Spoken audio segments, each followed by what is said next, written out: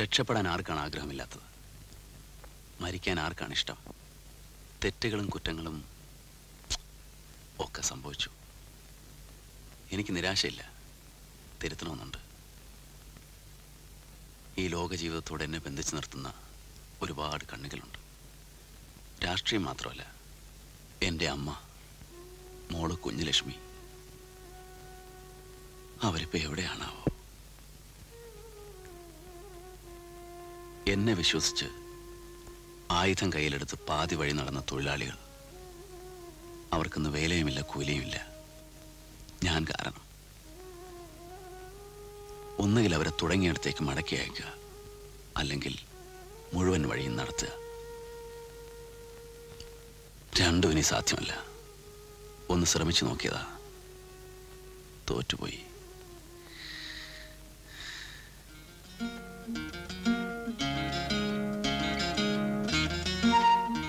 ഞാൻ പറയുന്ന വല്ലതും ഡോക്ടർ കേൾക്കുന്നുണ്ടോ? എന്നിട്ട് പോലീസ് എന്ത് ചെയ്തു? അവരെന്റെ തലയിൽ ആറ്റം ബോംബ് ഇട്ടു.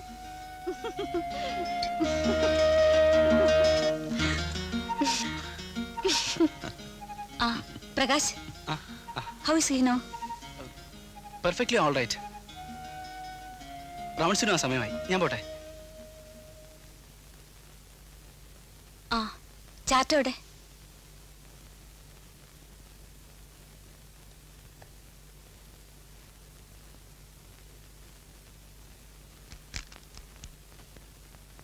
ഇഞ്ചക്ഷൻ കൊടുത്തോ? കൊടുത്തു. എത്ര? 5. ഡോക്ടർ പ്രകാശ് പറഞ്ഞിട്ടാ.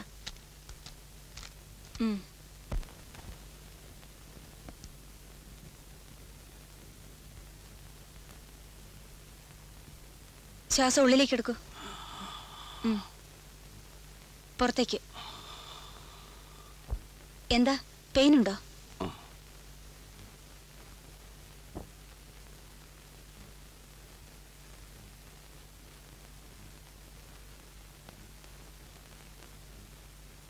സാവിത്രി,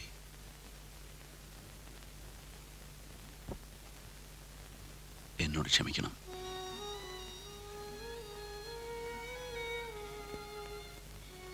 ഡോക്ടർ, നന്ദി.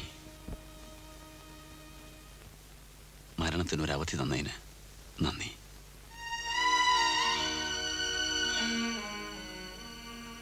എന്നെ ഇവിടെ കണ്ടപ്പോ പ്രതികാരം ചെയ്യണമെന്ന് തോന്നിയില്ലേ ഡോക്ടർക്ക്? എന്താ അത് ചെയ്യാതിരുന്നത്?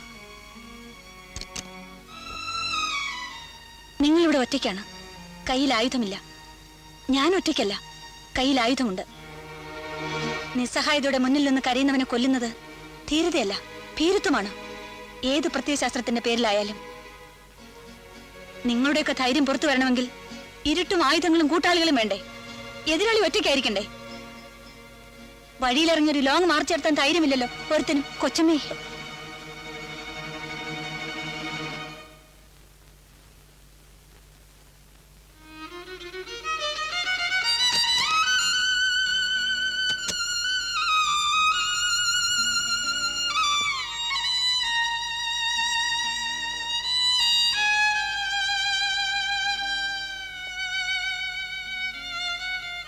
എന്തിനാ അരവിന്ദേട്ടാ ആവശ്യമില്ലാത്ത ഓരോന്ന് അവരെ ഓർമ്മിപ്പിക്കുന്നത്?